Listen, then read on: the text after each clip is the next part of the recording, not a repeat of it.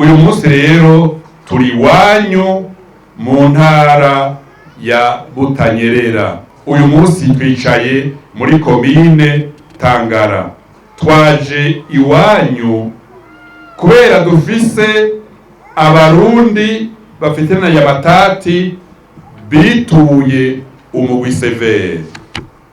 Ngira nje kwijambo ryatuzindukanye kugira ngo duhejeje duje twimukira mu yindi ntara. Amatati ya mbere ngira some twamaze kuronkera umuco. Ingingo ya mbere tugira tubasomere ni ingingo nomero 8 agakwego CVR agakwego 2026 yo kwigenekerezo rya 2021 2026 ishinzwe n'umugwi w'igihugu ujeje gutohoza ukuri no kunwanisha abarundi severe ku matati ari hagati y'abasigwa ba Rurerekana Janvier canke Januari baserukirwa na Alexis Nzirorera na komine ya Kera ya Gashikanwa iserukirwa na Ferdinand Habimana umuhanuzi wa musitanteri wa komine Tangara y'uyu munsi yerekeye dosiye severe agakwego TB agakwego but agakwego 3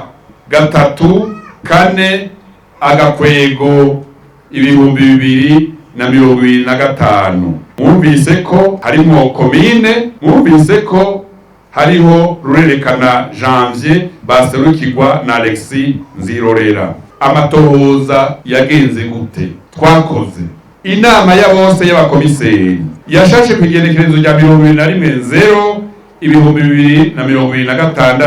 iriga yongera irihweza iciyumviro c'intumwa z'umugwi n'ivyemezo vyose biherekeza iyo dosiye. Umugwi severe wihweje kwayo matati hagati ya Nzirorera Alexis niyahoze ari komine Gashikanwa ubu ikaba ari zone washikirijwe igenekerezo rya 27 ukwezi kwa gatandatu 2025 afitaniye isano n'ibihe by'ubwicanyi bo mu mwaka w'igihumbi 1972 warayakiriye nk'uko ubifitiye ububasha. Mwikete Nzirorera Alexis yandikiye umugwi severe asaba ko urubanza nomero 14 agakwego 2018 rwaciwe n'umugwi w'igihugu ujeje gutatura amatati y'amatongo n'ayandi matungo rushigwa mu ngiro. Intumwa z'umugwi severe zatohoje ivyerekeye ayo matati, zarumvirije impande zose zegwa n'ayo matati. Turetse ivyemezo abafitaniye amatati bashikirije, umugwi severe warishikiye mu gacimbiri k'Igabiro umutumba Gashikanwa muri zone Gashikanwa komine Tangara intara ya Butanyerera ahari tongo kwigerekerezo rya 13 ukwezi kwa Munyonyo 2025.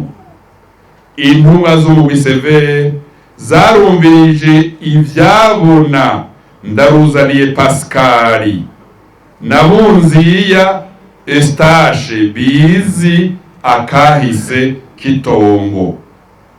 Twihweje rero ivyemezo abafitaniye amatati bashikirije umugwi severe, twihweje ivyavuye mu matohoza umugwi severe wegeranije, twihweje ivyo abafitongo babwiye umugwi severe mu misi barenguka imbere y'intumwa z'umugwi severe, tugira tubamenyeshe ibifatiwe ko n'umugwi kugira twubake ingingo twaje kubamenyesha, twaje kubashikiriza.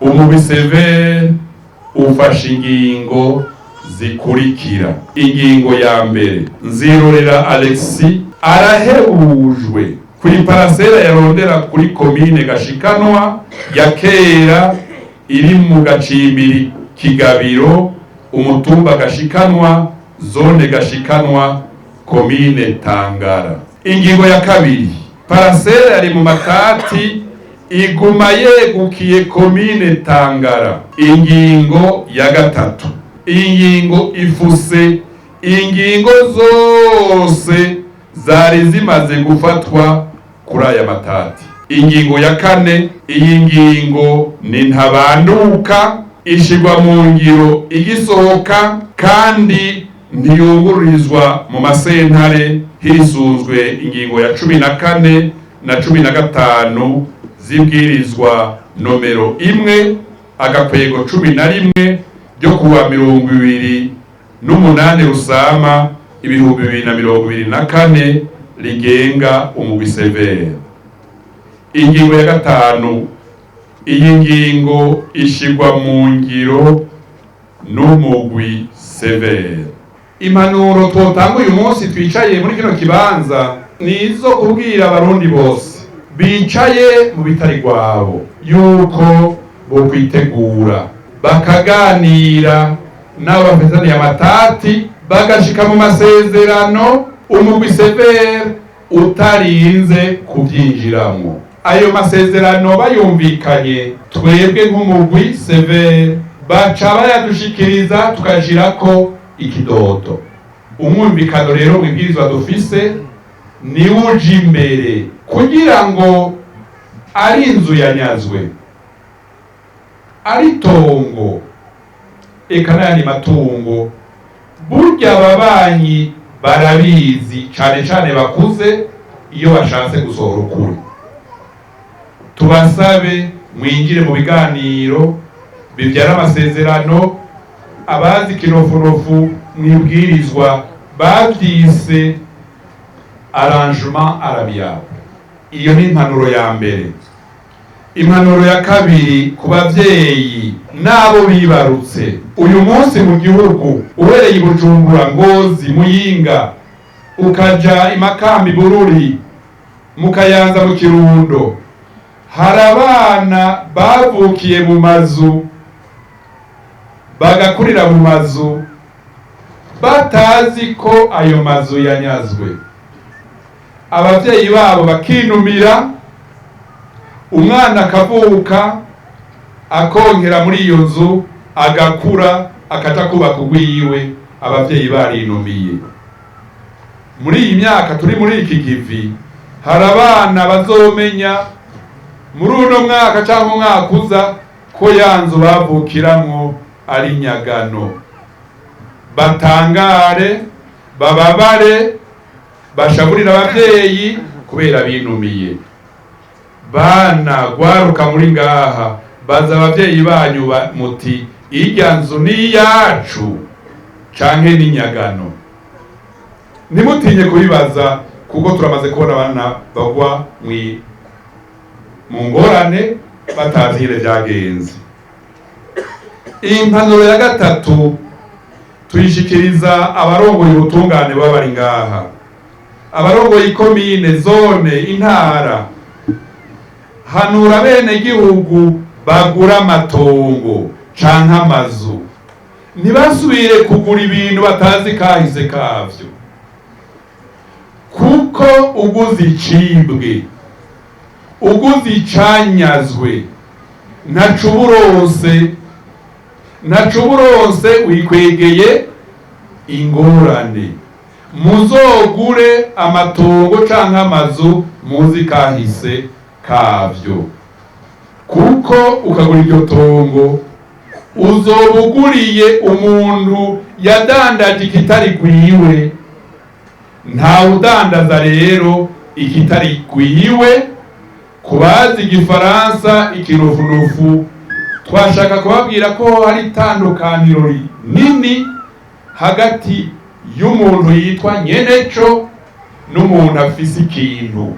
Mu gifaransa bavyita propriétaire nyeneco, uwugifise atari gwiwe yitwa possesseur. Possesseur, propriétaire, ikintu kidandaza propriétaire nikidandaza uwakinyaze canke uwacivye abagandaguwe.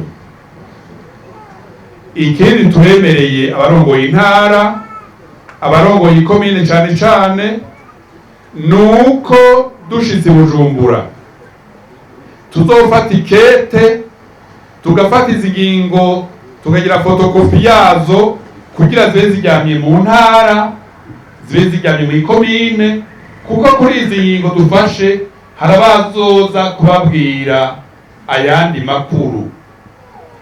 Dushaka musitanteri abazi ibikorwa vya Severe aho bigeze n'ingingo zafashwe, buramatara bimenye, mu butungane bimenye, ntihazogire abaza kubabesha, kuko ububesha buri mu vy'amatongo ni bwinshi. Nico gituma twashimitse ku majambo akomeye yo mu ibwirizwa dukoresha. Izi ngingo umugwi Severe ufata ni ntabanduka, zija mu ngiro ubwo nyene zigifatwa, kandi ntaho zija mu masentare zunguruza. Abazi igifaransa décision exécutoire, abazi igifaransa décision non susceptible de recours juridictionnel.